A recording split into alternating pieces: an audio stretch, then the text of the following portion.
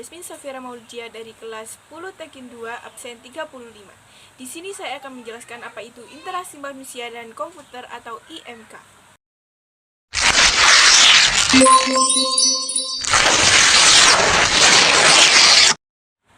Apa sih yang dimaksud interaksi manusia dan komputer itu? Yuk cari tahu. Interaksi manusia dan komputer atau IMK adalah disiplin ilmu yang mempelajari hubungan antar manusia dan komputer yang meliputi perancangan, evaluasi, dan implementasi antarmuka pengguna komputer agar mudah digunakan oleh manusia.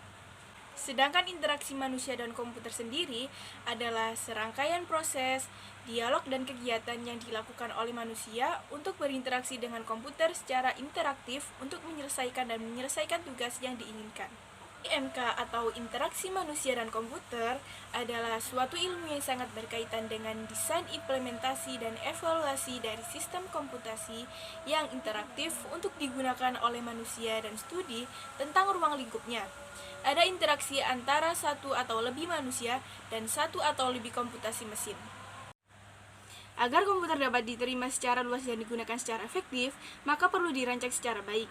Hal ini tidak berarti bahwa semua sistem harus dirancang agar dapat mengakomodasi semua orang. Namun komputer perlu dirancang agar memenuhi dan mempunyai kemampuan sesuai dengan kebutuhan pengguna secara spesifik.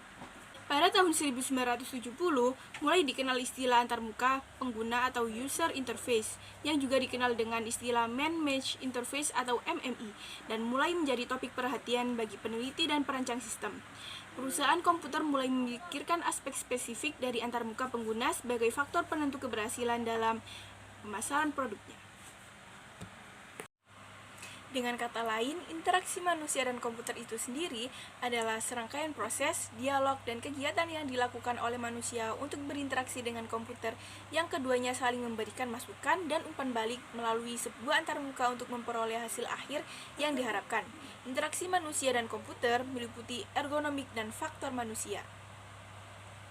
Bagi para perancangnya alat fisik, interaksi antarmuka komputer sering diuji, sehingga memungkinkan pertukaran informasi. Beberapa aspek yang menjadi fokus dalam perancangan sebuah antarmuka adalah 1. Metodologi dan proses yang digunakan dalam perancangan sebuah antarmuka. 2. Metode implementasi antarmuka. 3. Metode evaluasi dan perbandingan antarmuka. 4. Perkembangan antarmuka baru. 5. Pengembangan sebuah deskripsi dan prediksi atau teori dari sebuah antarmuka baru.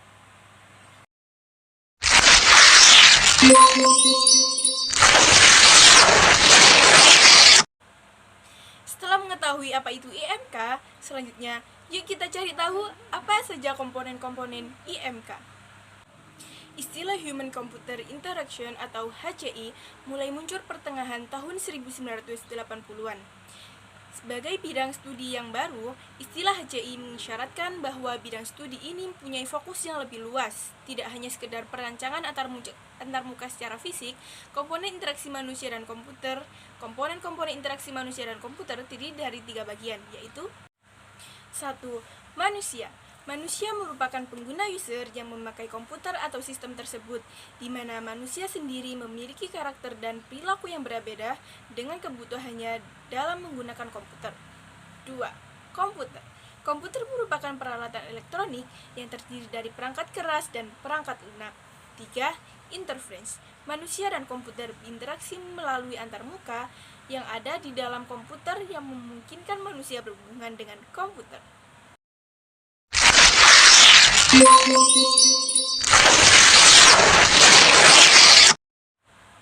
Setelah itu, mari kita bahas tujuan interaksi manusia dan komputer atau IMK. Tujuan utama IMK adalah untuk 1. Membuat sistem yang lebih berguna, aman, produktif, efektif, efisien, dan fungsional. 2. Meningkatkan interaksi manusia dengan sistem komputer, sistem yang bermanfaat dan aman.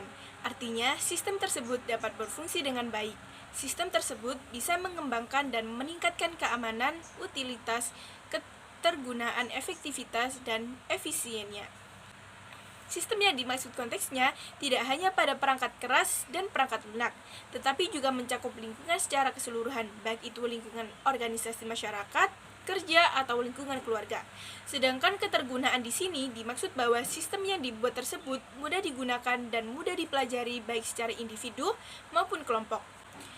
Utilitas mengacu kepada fungsionalitas sistem atau sistem tersebut dapat meningkatkan efektivitas dan efisiensi kerjanya.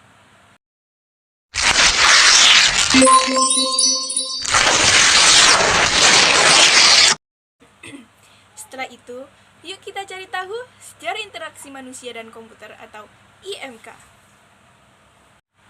Komputer pertama kali diperkenalkan secara komersial pada tahun 50-an. Mesin ini sangat sulit dipakai dan tidak praktis, disebabkan karena komputer merupakan mesin yang sangat mahal dan besar. Hanya dipakai di kalangan tertentu, misalnya para ilmuwan atau ahli-ahli teknik. Komputer pribadi diperkenalkan pada tahun 70-an.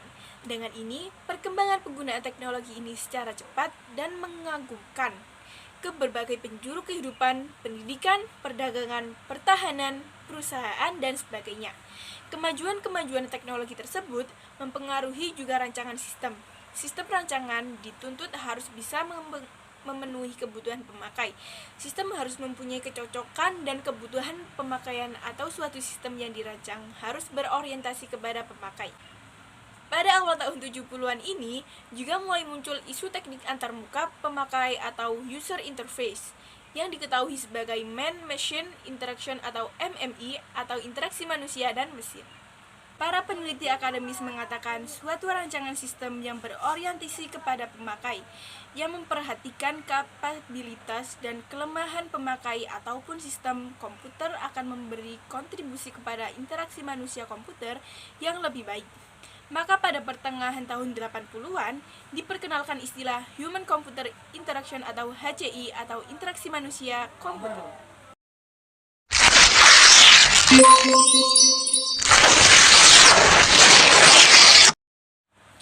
Jenis-jenis interaksi manusia dan komputer ada 5, yaitu 1. Berbasis GUI 2. Antarmuka berbasis perintah 3. Melalui suara 4. Melalui gambar 5. Melalui berbagai piranti masukan lainnya.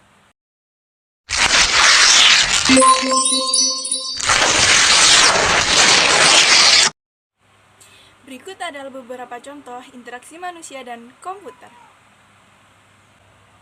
Supaya lebih paham dengan penjelasan materi ini, berikut ini saya sajikan beberapa contoh dari penerapan IMK. Dan 1. Siswa yang mengisi soal-soal ujian berbasis komputer. 2. Orang yang belajar melalui platform belajar online atau e-learning. 3. Pengisian KRS yang dilakukan oleh mahasiswa melalui sistem informasi akademik. 4. Kegiatan belajar mengajar yang menggunakan laptop dan fokus. Contoh di bidang keuangan. 1. Pengguna ATM juga merupakan contoh dari IMK. Pada ATM terdapat interface yang menampilkan menu-menu seperti transfer, cek saldo, dan lainnya. 2. Seorang angkutan yang biasanya menggunakan aplikasi Microsoft Excel untuk menggunakan semua data-data keuangan sebuah lembaga kasir yang menggunakan komputer untuk mencatat semua transaksi dari sebuah toko. Di bidang kesehatan, saat kita berkunjung ke rumah sakit atau puskesmas, biasanya sudah menggunakan sistem nomor antrian yang terkomputerisasi. Pengguna mesin introgen juga ternyata bagian dari IMK. Di bidang transportasi, pemesanan tiket pesawat, kereta, dan bus melalui aplikasi web ataupun mobil merupakan bagian dari IMK. Di bidang keseharian, pemesanan ojek online melalui aplikasi Gojek dan Grab menggunakan smartphone merupakan contoh dari IMK yang sering kita lakukan pada kehidupan sehari-hari, atau belanja online melalui situs marketplace.